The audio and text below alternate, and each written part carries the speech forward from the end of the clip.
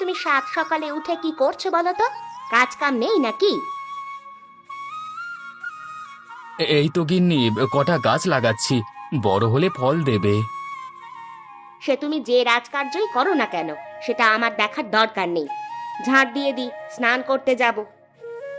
তা গিন্নি, এত সকাল সকাল এত চটে গেছো কেন তুমি? না, চটে যাবে না। রান্নাঘরে একবার ঢুকে দেখো, রান্না করার কিছুই সরঞ্জাম নেই। ও আচ্ছা, তুমি এজন্য রেগে আছো? এতে রেগে যাবার কি আছে, আমি বাজার করে নিয়ে আসছি। তোমার মুরদ আমার জানা আছে। ওই তো নিয়ে আসবে কুচো মাছ আর কিছু সবজি, তাও ভালো নয়। এদিক ওদিক বাদ দিয়ে রান্না করতে হয়। তুমি ওইভাবে বললেই হবে নাকি? যেরকম বেতন পাই সেই অনুযায়ী তো চলতে হবে, না হলে সারা মাস আমাদের চলবে কি করে? তা সারাদিনই তো তোমার জমিদার মশাইয়ের কাছে পড়ে থাকো, গিয়ে বলো না বেতন কিছুটা বাড়াতে। আমি বললেই বেতন বাড়িয়ে দেবে নাকি? আরও তো অনেক সদস্য আছেন, আমার বেতন বাড়ালে সকলেরই বাড়াতে হবে। তাহলে সকলেরই বাড়িয়ে দিক, সবার ভালোই হবে। এই তুমি চুপ করো তো, পুরো গ্রামটিকে চালাতে হয়। আমাদের বেতন বাড়ালে সারা মাস গ্রাম চলবে না। আর তোমাকে বলে এসব লাভ নেই, তুমি বুঝবেও না। আমি তো কিছুই বুঝি না, তুমি সব জেনে বসে আছো। আমি বাজারে চললাম, প্রতিদিনের মতোই কুঁচো মাছ আর সবজি নিয়ে আসবো। তাতে তোমার খেতে ইচ্ছে হলে খেও, না হলে খেতে হবে না। হ্যাঁ, এখন তো বলবেই।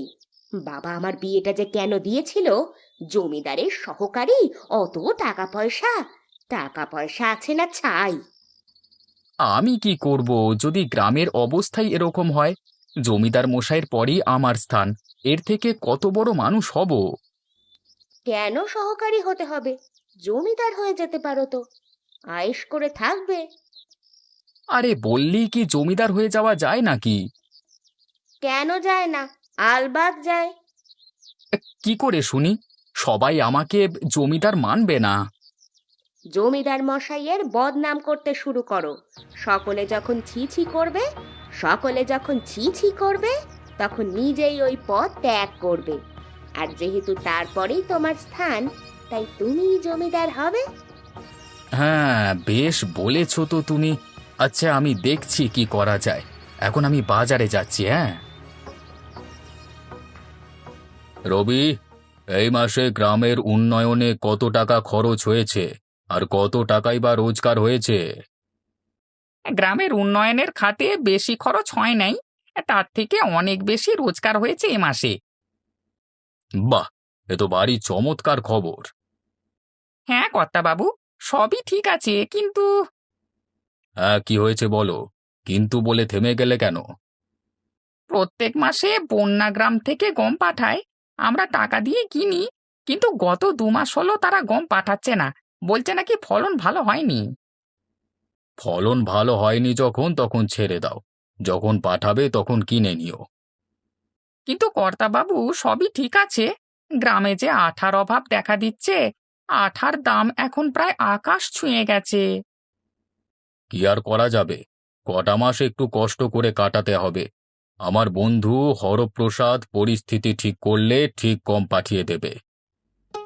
আমাদের গ্রামের ধান ওই গ্রামে তাহলে নিয়মিত যাবে তো? হ্যাঁ, কেন যাবে না? ওদের গ্রামে সংকট চলছে, এই সময় আমরাই তো পাশে থাকবো। আমাদের বিপদের সময় ওরা থাকবে, এটাই তো বন্ধুত্ব। আচ্ছা কর্তাবাবু, আপনি যেমনটি বলছেন ঠিক সেরকমটি হবে। আজ আমি এখন তাহলে আসি।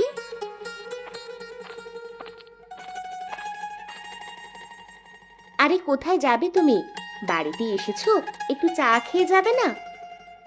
আগে আপনি আমায় মাফ করবেন কর্তামা, আমার একটু কাজ আছে তাই বেরিয়ে যাব। ওইসব আমি কিছু শুনবো না। আমি তোমাদের দুজনের জন্য চা নিয়ে এসেছি, খেয়ে নাও। আরে রবি, অত লজ্জা করো না। তোমার কর্তামা দিচ্ছেন তো, না করতে নেই, খেয়ে নাও। কিন্তু কর্তাবাবু, আমি পাশের গ্রামের একটু খোঁজ খবর নেব। হ্যাঁ, নিতে চাইলে নিতে পারো, কিন্তু আমার পুরো বিশ্বাস আছে হরপ্রসাদের ওপর, যে ও আমার বিশ্বাস ভাঙবে না। হ্যাঁ ঠিক আছে বাবু, হ্যাঁ তবুও আমি একবার কারোর সাথে দেখা হলে জিজ্ঞাসা করব। তুমি যেটা ভালো বুঝবে সেটাই করো। আমার কোনো আপত্তি নেই। হ্যাঁ, ধন্যবাদ কর্তাবাবু। কর্তাবাবু, ভেতরে আসবো? হ্যাঁ, এসো, তোমার জন্যই তো অপেক্ষা করছিলাম।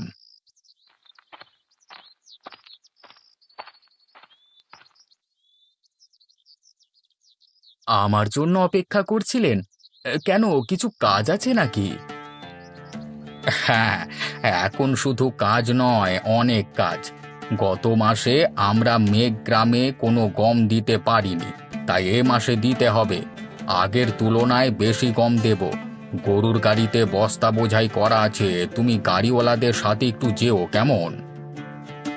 আগে কর্তাবাবু, কেন যাব না, নিশ্চয়ই যাব।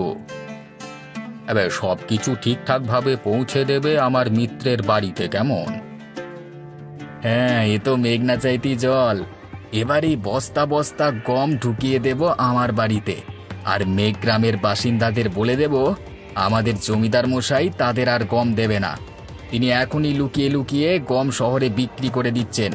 সবার কাছে আমি ভালো সাজবো আর জমিদার মশাইকে খারাপ করে দিয়ে তাড়িয়ে দেব গ্রাম থেকে। কি গো আদিত্য, অত কি ভাবছো? তোমার যাওয়ার ইচ্ছে আছে তো? জি জমিদার মশাই, বলুন। বলছি, তোমার যাওয়ার ইচ্ছে আছে তো? ইচ্ছে না থাকলে যেও না, অন্য কাউকে পাঠিয়ে দিচ্ছি। না জমিদার মশাই, আমি যাব। আমার কর্তব্য আমি পালন করব। আপনার কথা অমান্য করতে আমি চাই না। তাহলে তুমি বেরিয়ে পড়ো। বাইরে গরুর গাড়ি বোঝাই করা গমের বস্তা আছে, তুমিও গাড়িতে উঠে পড়ো। সাবধানে যেও, আর সবকিছু ঠিকঠাক ভাবে হিসেব নিকেশ বুঝিয়ে দিয়ে এসো কিন্তু, হ্যাঁ? আপনি একদম চিন্তা করবেন না, আমি আমার দায়িত্ব খুব ভালোভাবেই জানি। বাবা, তাহলে এসো এখন, কেমন? এই চল, গাড়ি ছাড়, অনেক দূরে যেতে হবে। এই তো গাড়ি ছেড়িয়ে দিয়েছি, আপনি বসুন। তমাল, তোর সাথে একটি জরুরি কথা আছে আমার। এই কথাটা তুই যদি কাউকে বলিস তাহলে তুই আর বেঁচে ফিরবি না, মনে রাখিস। কি কথা বাবু? আমি কাউকে বলবো না। এই গরুর গাড়ি মেঘ গ্রামে যাবে না, তুই আমার বাড়িতে নিয়ে চল। এই কথাটা কাউকে বলবি না। হ্যাঁ, এর জন্য তোকে আলাদা করে অনেক টাকা দেব। মুখ একদম বন্ধ রাখবি বলে দিলাম। এ কি বলছেন আপনি? আমায় তো জমিদার মশাই বললেন যে মেঘ গ্রামে পৌঁছে দিতে। তোকে অত ভাবতে হবে না, আমি যেটা বলছি সেটাই কর, তার জন্য মোটা টাকা পাবি। এ কি বলছেন আপনি? আমি এ কাজ করতে পারবো না, আমায় মাফ করেন। মনে হচ্ছে তুই তোর জীবনকে ভালোবাসিস না। এই, তুই এখন অনেক ছোট রে, অনেক ছোট। আমি যেটা বলছি সেটা শোন, তোর পক্ষেও ভালোই হবে, কেউ কিচ্ছু জানতে পারবে না। আচ্ছা বাবু, আমি আপনার কথা মতোই কাজ করব। আপনার বাড়িতে গাড়ি ঢুকিয়ে দিচ্ছি। এই তো ছেলে বুঝে গেছে দেখছি, হ্যাঁ?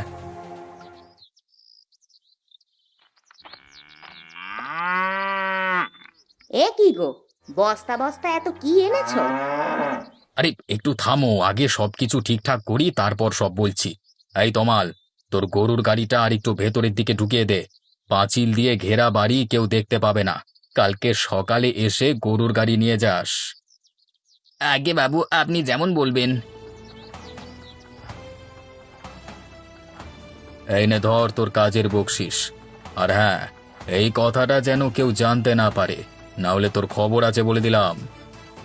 কেউ জানতে পারবে না বাবু। কালকে সকালে এসে আমি আমার গরুর গাড়ি নিয়ে যাব, বস্তাগুলো নামিয়ে রাখবেন। আমি সব ঠিকঠাক করে দেব, তোকে অত ভাবতে হবে না। শুধু এইটুকু মাথায় রাখিস, কেউ যেন কিছু জানতে না পারে। না না, কেউ জানবে না। এই এই তুমি কি করতে চাইছো বলো তো? আমি তো কিছুই বুঝতে পারছি না। হ্যাঁ, তুমি বললে না আমাকে জমিদার হতে, ওটার জন্যই প্রস্তুতি নিচ্ছি। অত ঘুরিয়ে পেঁচিয়ে না বলে একদম সোজাসুজি বলো, আমি কিছু বুঝতে পারছি না। এগুলো হলো গমের বস্তা। মেঘ গ্রামে পাঠানোর জন্য আমাকে দায়িত্ব দিয়েছিল হরপ্রসাদ জমিদার। কিন্তু আমি না পাঠিয়ে আমার বাড়িতে নিয়ে এসেছি। তাতে কি হয়েছে? তুমি কি করে জমিদার হবে, হ্যাঁ? আরে পুরো কথাটা তো শোনো। এবার আমি ওদের গ্রামে রটিয়ে দেব। আমাদের জমিদার আর তাদের গম পাঠাবে না। আর তিনি 2 মাস ধরে লুকিয়ে লুকিয়ে গম শহরে বিক্রি করে দিয়েছেন চড়া দামে। এরপর সকল গ্রামবাসী জমিদার মশাইকে ঘৃণার চোখে দেখবে, আর সেই সুযোগেই জমিদার হয়ে উঠব। হ্যাঁ, আমি। এ তো তুমি বেশ ভালো রকমই ফোন দিয়ে এঁটেছো। তোমায় আর জমিদার হওয়া থেকে আটকায় কে? শুধু দেখলেই হবে, মাথাটাও তো খাটাতে হবে নাকি? এখন চলো তো দেখি, আমাকে কিছু খেতে দাও, বেশ ক্ষুধা লেগেছে। হ্যাঁ হ্যাঁ, ভিতরে এসো, আগে খেতে দিচ্ছি।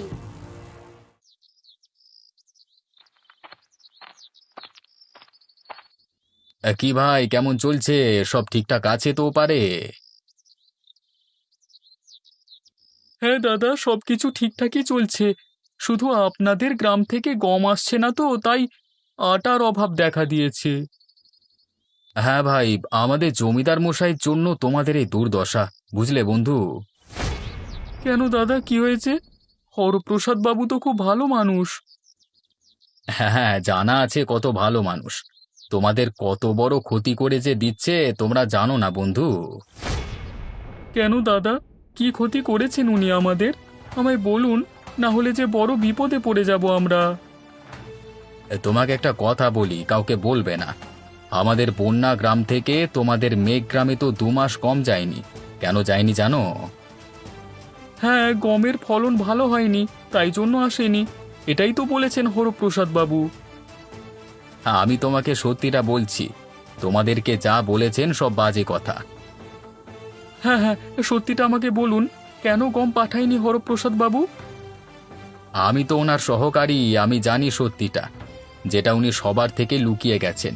উনি এই 2 মাসে গম শহরে চড়া দামে বিক্রি করেছেন, তাও আবার লুকিয়ে, যাতে তোমাদের গ্রামের মানুষ জানতেও না পারে। তাই পাঠায়নি, এবারও দেবে না গম। সে কি, হরপ্রসাদ বাবুর তলে তলে এই? আমরা তো ওনাকে খুব ভালো মানুষ বলেই জানতাম।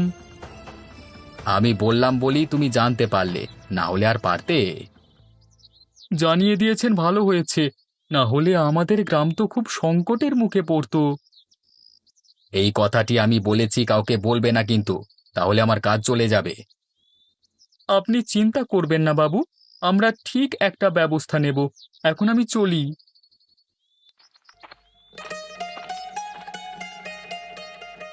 হ্যাঁ গিন্নি, এবার আমার জমিদার পদে বসা একদম পাকা করে ফেলেছি বললি হয়। কেন গো, কি এমন করেছো যে তুমি জমিদার হয়ে যাবে?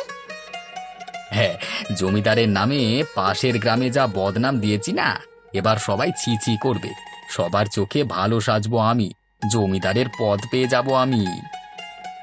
যাকগে, ঠাকুর ঠাকুর করে একবার যদি জমিদার হয়ে যেতে পারো, তাহলে আমাদের অবস্থার উন্নতি আর কেউ রুখতে পারবে না।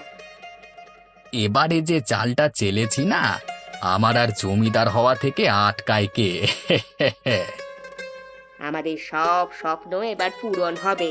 আমরাও বড় মহলে থাকবো, ভালো ভালো খাবার খাবো।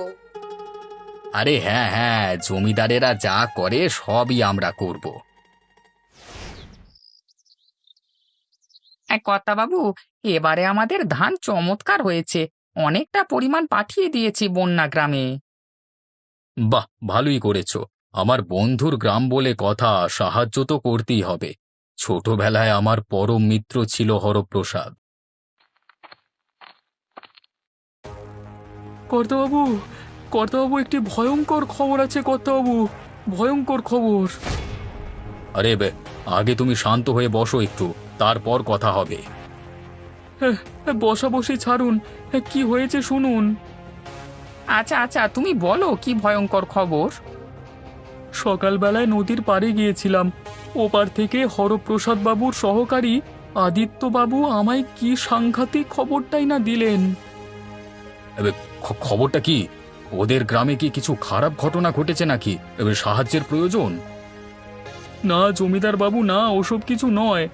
আমায় বললেন, গত 2 মাস আমাদের গ্রামে যেই গম আসেনি, সেই গম নাকি হরপ্রসাদ বাবু লুকিয়ে লুকিয়ে শহরে চড়া দামে বিক্রি করে দিয়েছেন। এবারেও গম আসবে না। মুখ সামলে কথা বলো। তুমি কার সম্বন্ধে কি অভিযোগ দিচ্ছ ভেবে দেখেছো? জমিদার বাবু, ভাবার কিছু নেই। আমিও প্রথমে বিশ্বাস করিনি, কিন্তু উনি ওনার সহকারী, তিনি আমাকে নিজে এসে বললেন। আমার ছোটবেলার মিত্র হরপ্রসাদ শেষ পর্যন্ত আমার সাথে বেইমানি করলো। কটা টাকার লোভে সে আমাকে গম বিক্রি করলো না। ঠিক আছে, আমি এক্ষুনি একটা পত্র লিখে দিচ্ছি, পৌঁছে দেওয়ার ব্যবস্থা কর রবি। আগে কর্তাবাবু, কিন্তু কর্তাবাবু, আমার একটা খটকা লাগছে। অভয় দিলে আমি বলতে পারি? হ্যাঁ, বল, কি বলবি? কর্তাবাবু, আমার কি মনে হচ্ছে জানেন, এগুলি সব মন গড়া গল্প কথা। হরপ্রসাদ বাবু ওরকম স্বভাবের মানুষ নন যে আমাদের সাথে বেইমানি করবেন। আমায় যে তাহলে আদিত্যবাবু বললেন এই কথাগুলি? ভাই, এগুলি সব আদিত্য নিজের স্বার্থ চরিতার্থ করবার জন্য বলেছেন। হ্যাঁ জমিদার বাবু, আমরা কালকেই বন্যা গ্রামে যাব। আমাদের খোঁজ নেওয়াটা খুবই দরকার। এইভাবে কাউকে ভুল বোঝাটা আমাদের উচিত হচ্ছে না। হ্যাঁ, আমি বেশ উত্তেজিত হয়ে যাচ্ছি। কারোর সম্বন্ধে সঠিক তথ্য না জেনে এইভাবে সন্দেহ করা উচিত নয়। আচ্ছা রবি, কাল তুমি আমার সাথে যেও বন্যা গ্রামে, গিয়ে পর্যবেক্ষণ করে দেখে নেবে কে দোষী। কালই জানা যাবে বিশ্বাসঘাতক কে, আদিত্য নাকি হরপ্রসাদ বাবু। না না, এটা একদমই হতে পারে না। আমি বিশ্বাস করি না যে হরপ্রসাদ বাবুর মতো এত ভালো মানুষ এই বিশ্বাসঘাতকতা করবেন। কর্তামা, আমাদের কারোরই এই কথাটি বিশ্বাস হচ্ছে না। কালকে যাব, গিয়ে ভালোভাবে পর্যবেক্ষণ করে তবেই সিদ্ধান্ত নেব আমরা। এই কথাটা কেউ জানতে পারবে না। হ্যাঁ, এটাই ভালো হবে। কাউকে না জানিয়ে হঠাৎ করে গিয়ে প্রশ্ন উত্তর করো। যে দোষী সে থতমত খেয়ে যাবে। কর্তামা, আমিও এই পরিকল্পনাই করেছিলাম। আচ্ছা কর্তাবাবু, আমি এখন আসি তাহলে, সকাল সকাল বেরিয়ে পড়ব। আদিত্য, তুমি ঠিকঠাকভাবে গমের বস্তাগুলি পৌঁছে দিয়েছো তো লালমোহনের কাছে? জি কর্তাবাবু, আপনার আদেশ কি আমি অমান্য করতে পারি? না না, তোমার উপর আমার পুরো বিশ্বাস আছে। আপনি বিশ্বাস করেই যান, আর আমি জমিদার হওয়ার প্রস্তুতি নিই। আদিত্য, তুমি কিছু ভাবছো নাকি? কি যেন বিড়বিড় করছো? আগে না না, কিছু না। আরে আরে, লালমোহন যে, হঠাৎই যে না জানিয়ে চলে এলে। ভালোই করেছো, অনেকদিন দেখা সাক্ষাৎ হয়নি। বসো বসো। না, আমি তো এখানে বসতে আসিনি। আমার একটি জরুরি কাজে এখানে এসে উপস্থিত হয়েছি। আগে বাবু, কি জরুরি কাজ? আমায় বলুন, আমি এক্ষুনি সবকিছু করবার ব্যবস্থা করছি। থাক আদিত্য, তোমায় আর কিছু করতে হবে না। যা করবার আমি নিজে করব। কিছু হয়েছে নাকি বন্ধু? তুমি এরকম ব্যবহার করছো কেন? অনেক কিছু হয়ে গেছে, অনেক কিছু। তাই এরকম ব্যবহার করতে আমি বাধ্য হচ্ছি। রবি, তুমি তোমার কাজটা শুরু করো। হরপ্রসাদ বাবু, আমি আপনাকে কিছু প্রশ্ন করব, তার সঠিক উত্তর দেবেন তাহলেই হবে। প্রশ্ন? আচ্ছা, কি প্রশ্ন আছে বলো, আমি উত্তর দেবার চেষ্টা করব। আপনি গত 2 মাস আমাদের গম পাঠাননি কেন? আমাদের গ্রামে গমের ফলন ভালো হয়নি, তাই 2 মাস পাঠাতে পারিনি। সেই বাবদ এ মাসে আমি আরও কিছু বেশি বস্তা গম পাঠিয়ে দিয়েছি আপনাদের। তুমি আমাদের গম পাঠিয়ে দিয়েছো? হ্যাঁ, আমি তো আগামী কালই আদিত্যর হাত দিয়ে আপনাদের মেঘগ্রামে পাঠিয়ে দিয়েছি। কিন্তু আমাদের কাছে তো কোনো গমের বস্তা যায়নি। আদিত্য, অতগুলি গমের বস্তা গেল কোথায়? আমি তো জানি না কর্তাবাবু। জানো না মানে? তুমি তো নিজে যাবে বললে।